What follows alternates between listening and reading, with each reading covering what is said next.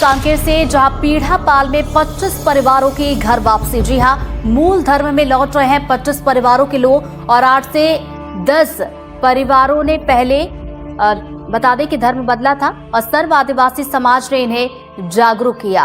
तो ये बड़ी खबर कांकेर से, तस्वीरें आपको दिखा रहे हैं। पीढ़ापाल की ये तस्वीरें हैं जहां पर 25 परिवार जो कि अपने मूल धर्म में लौट रहे हैं, वापस लौटने का फैसला किया है।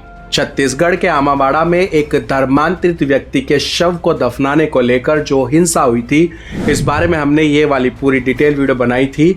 इसका लिंक आपको नीचे डिस्क्रिप्शन में मिल जाएगा, आप जाकर पूरा मामला देख सकते हैं क्या था। उसके बाद अब वहां पर उस गांव में घर वापसी का सिलसिला तेज होता दिखाई दे रहा है। प्रदेश में धर्मांतरण के खिलाफ जो मुहिम चलाई जा रही है, उसका असर अब जमीन पर साफ दिखाई देने लगा है। इसी क्रम में कांकेर जिले के पीठापाल क्षेत्र में एक बड़ी खबर सामने आ रही है।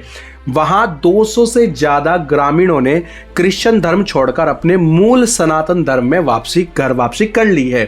सभी लोगों ने हिंदू रीति रिवाजों के अनुसार पूजा पाठ किया और विधिवत रूप से घर वापसी की है। इस मौके पर हिंदू समाज के लोगों ने उनका स्वागत भी किया। जानकारी के मुताबिक घर वापसी करने वाले सभी ग्रामीण पीठापाल क्षेत्र के ही रहने वाले हैं। इन परिवारों का कहना है कि उन्होंने अपनी इच्छा से ईसाई धर्म छोड़कर सनातन धर्म को अपना लिया है। सामूहिक रूप से आयोजित इस कार्यक्रम में 200 से अधिक ग्रामीणों ने हिंदू परंपराओं के अनुसार पूजा पाठ किया और शुद्धिकरण की प्रक्रिया पूरी की और सनातन धर्म में वो लौट गए। बताया जा रहा है कि आमाबाड़ा के शव दफनाने को लेकर हुई हिंसा के बाद हिंदू संगठनों और स्थानीय समाज ने घर वापसी अभियान को तेज किया, जिसके चलते बीते कुछ दिनों में 200 से अधिक लोगों ने घर वापसी की है। यह भी जानकारी सामने आ रही है कि बड़े तेवड़ा में हुई घटना के बाद उस इलाके के चर्च प्रमुख यानी कि पास्टर साहब ने भी सनातन धर्म में घर वापसी कर ली है। 22 परिवार के लोग आ रहे हैं। तो ये लोग कितने समय से यहाँ पे धर्म परिवर्तित कर चुके थे? ये लगभग 8-10 साल हो गया। 8-10 साल से थे। तो लगभग कितनी संख्या होगी यहाँ पर वापस लौट रहे? हाँ, अभी तो 109 परिवार करीब। घर वापसी करने वाले लोगों का ये कहना है कि धर्मांतरण के लिए किसी भी तरह का कोई आधिकारिक दस्तावेज नहीं होता है। उन्होंने ये भी दावा किया कि क्रिश्चियन मिशनरियां उन्हें हिंदुओं के खिलाफ भड़काती थी और देवी देवता की पूजा ना करने की सलाह देती थी। अच्छा जी, ऐसा ही कुछ हमने राजस्थान में भी देखा था इस वाली वीडियो में कि वहां पर 150 से ज्यादा लोगों ने घर वापसी की थी अपने पास्टर के समेत। फिलहाल छत्तीसगढ़ में घर वापसी अभियान लगातार आगे बढ़ाया जा रहा है और एक बार फिर से 200 से ज्यादा लोगों ने ईसाई धर्म छोड़कर सनातन धर्म को दोबारा से अपना लिया है। इस पूरे अभियान को लेकर आपकी क्या राय है, आप हमें कमेंट में जरूर से बताइए। अब ये सब देखकर थोड़ा अजीब भी लगता है और कई सारे सवाल भी पैदा होते हैं कि चलो लोगों ने तो जो कुछ किया वो किया ही, पर पास्टर भी ऐसा कैसे कर सकता है और बाइबल इस बारे में क्या कहती है, इन लोगों का क्या होगा। और कई बार ये सारी बातें बहुत थोड़ा ही सही पर विश्वास पर चोट पहुंचाती है। तो चलिए बाइबल में देखते हैं बाइबल इस बारे में क्या कहती है।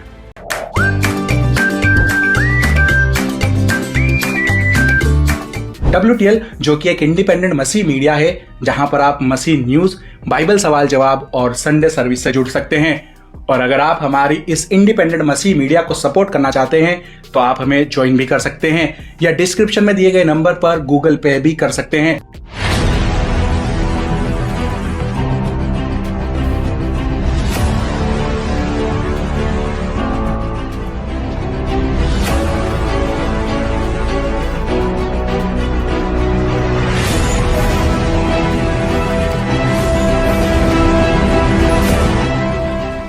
बाइबल विश्वास को छोड़ने वाले लोगों को बेसिकली 2 कैटेगरी में डालती है।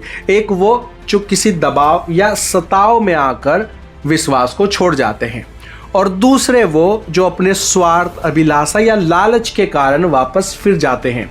और दोनों के बारे में ही अलग अलग न्याय हैं। सबसे पहले हम बात करते हैं उन लोगों की जो किसी दबाव या सताव में आकर डर के कारण या भय के कारण ऐसा करते हैं। मत्ती अध्याय 13 उसका 20 से 21 बीज बोने वाले का दृष्टांत प्रभु यीशु मसीह ने बताया था जब क्लेश या सताव आता है तो वे तुरंत ठोकर खा जाते हैं। कौन ठोकर खा जाते हैं? वे बीज जो पथरीली भूमि पर बोया गया था और वचन में जड़ नहीं पकड़ता है। वे जो वचन को भावनाओं से स्वीकार करते हैं, परिवर्तन से नहीं। वे रोते हैं, खुश होते हैं, आमीन कहते हैं, पर मन नहीं बदलते हैं।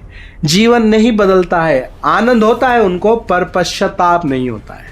वे जिनकी जड़ें गहरी नहीं होती है, बाइबल पढ़ना, प्रार्थना करना, सत्य में स्थिर रहना, इन सब की जड़ उनमें नहीं जमती है।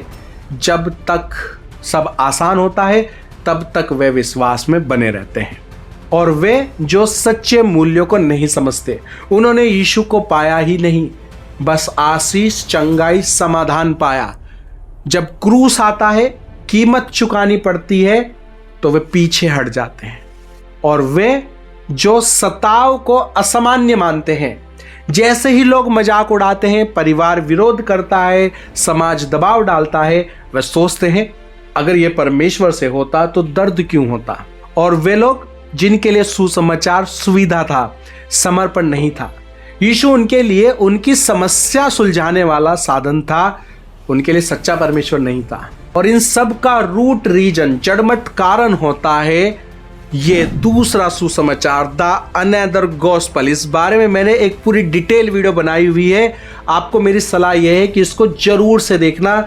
ये आंखें खोल देने वाली वीडियो है इस विषय पर। जिन चर्च में अनदर गॉस्पल चलता है, दूसरा सुसमाचार चलता है, सताव के दिनों में उस चर्च का पास्टर और विश्वासी दोनों ही परीक्षा में फेल हो जाते हैं। ऐसे लोग ठोकर क्यों खाते हैं? क्योंकि उन्होंने ये नहीं समझा कि सुसमाचार पहले क्रूस है, फिर मुकुट, पहले मरना है, फिर जी उठना है। लेकिन सताव का मतलब ये नहीं है कि आप फिर से खड़े नहीं हो सकते। यीशु खुद कहते हैं, कुछ लोग विश्वास करते हैं लेकिन सताव आते ही पीछे हट जाते हैं। ध्यान दीजिए, यीशु ने उन्हें श्रापित नहीं कहा, उन्होंने उनकी कमजोरी को पहचाना। यूहन्ना अध्याय 16 उसके 33 में, संसार में तुम्हें क्लेश होगा, यानी सताव आना असामान्य बिल्कुल भी नहीं है। डर जाना भी इंसानी कमजोरी है। पतरस का उदाहरण देखिए, पतरस ने 3 बार यीशु का इनकार किया था डर के कारण, जान बचाने के लिए। लूका अध्याय 22 उसका 61 से 62 में, पतरस बाहर जाकर फूट फूट कर रोया और फिर यीशु ने उसे निकाला नहीं, त्यागा भी नहीं, बल्कि फिर से उसको बहाल किया। और उड़ाव पुत्र का उदाहरण देखो, लूका अध्याय 15 उसके 17 से 24 में, बेटा खुद घर छोड़कर गया, लेकिन जब वो लौटा तो पिता ने उसे गले लगा लिया। बाइबल का परमेश्वर लौटने वालों को ठुकराता नहीं है, बल्कि स्वीकार करता है। तो हाँ, सताव के दिनों में डर जाना, यीशु का इनकार कर देना या खुद को छिपा लेना स्वाभाविक हो जाता है। पर इसका मतलब ये नहीं है कि यीशु ने ऐसे लोगों को छोड़ दिया है या उनसे मुंह फेर लिया है। कभी कभी सताव इंसान को बहुत कुछ सिखाता है। गलतियां इंसान को सच्चे पश्चाताप का मौका भी दे सकती हैं। नीति वचन अध्याय 24 उसका 16 कहता है, धर्मी 7 बार गिरता है और फिर उठ खड़ा होता है। तो हाँ, ऐसे लोगों के पास फिर से खड़ा होने का मौका है, पश्चाताप का मौका है, और मौका है पिता के पास वापस लौट आने का। वहीं दूसरी तरफ ऐसे लोग भी होते हैं जो अपने स्वार्थ, अपनी अभिलाषाओं और अपने लालच के कारण ही वो प्रभु यीशु में आते हैं, और जरा सा सताव आते ही वो अपने स्वार्थ, अपनी अभिलाषाओं और लालच के कारण ही वापस लौट भी जाते हैं।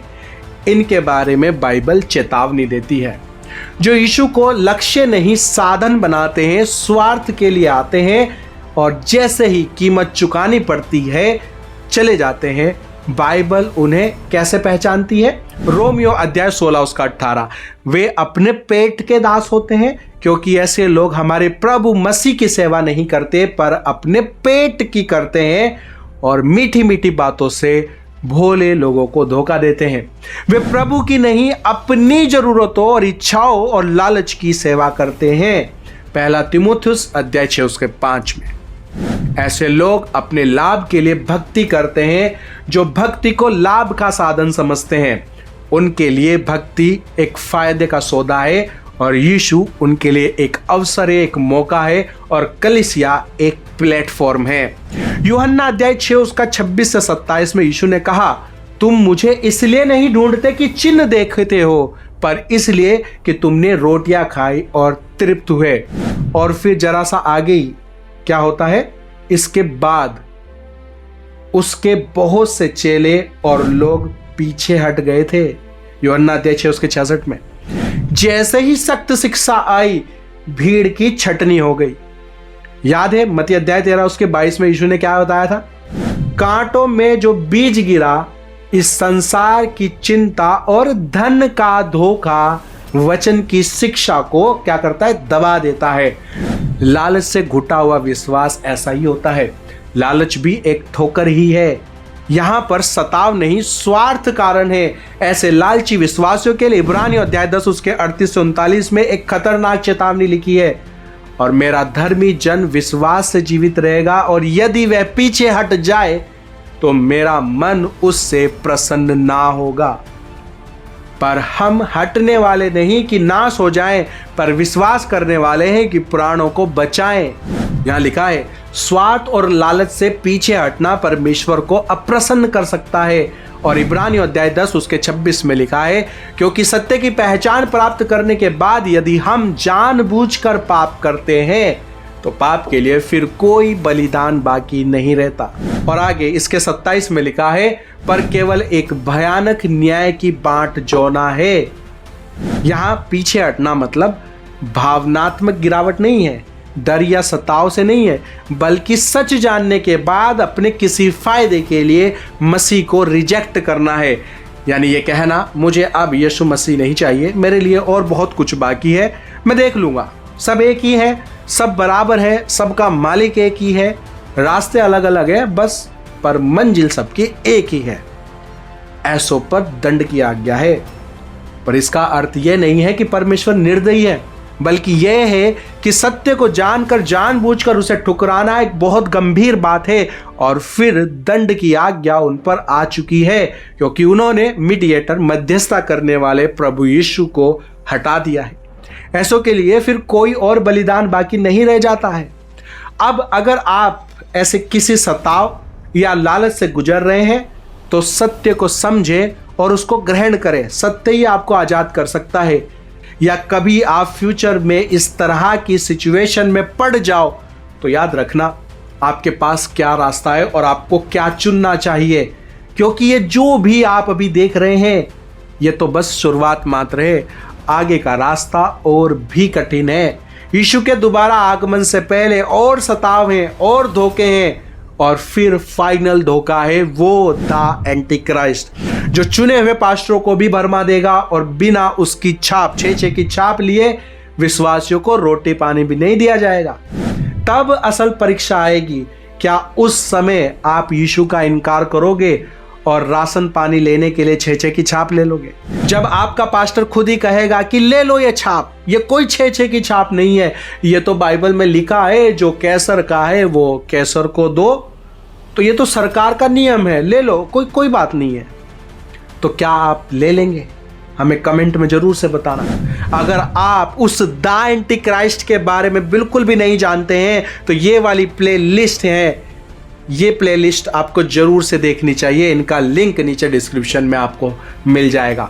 और लास्ट में मेरी आपसे रिक्वेस्ट ये है कि इस वीडियो को ज़्यादा से ज़्यादा शेयर करें। क्या पता आपके एक शेयर से किसी एक आत्मा को बचाया जाए और आपको उसका प्रतिफल मिले। चलिए फिर मिलते हैं हमारी नेक्स्ट वीडियो में, तब तक के लिए थैंक यू। मैं god bless you and your family. Stay tune, stay blessed. एक और बात जो मैं आपके साथ शेयर करना चाहता हूं कि हमारे जैसे क्रिश्चियन न्यूज़ चैनल्स पर यूट्यूब कई सारी वीडियोस का एड्स रेवेन्यू लिमिटेड कर देता है। मतलब कि एड्स से कोई खास इनकम नहीं हो पाती है, इतनी भी नहीं कि एक्सपेंसेस भी निकाले जा सके, और स्पॉन्सर्स वो हम जैसे चैनल्स को मिलते नहीं हैं। तो अगर आप चाहते हैं कि हम इसी तरह से वीडियोस को रेगुलर ईमानदारी से बना सकें तो हमें आप मसीह भाई बहनों की सपोर्ट की ज़रूरत है। अगर आप हमारे इंडिपेंडेंट मसीह मीडिया को सपोर्ट करना चाहते हैं और आप भी हमारे साथ इस सेविकाई में थोड़ा बहुत बोना चाहते हैं तो आप हमें ज्वाइन भी कर सकते हैं, या डिस्क्रिप्शन में दिए गए नंबर पर गूगल पे भी कर सकते हैं। Thank you. मैं god bless you and your family. Stay tune, stay blessed.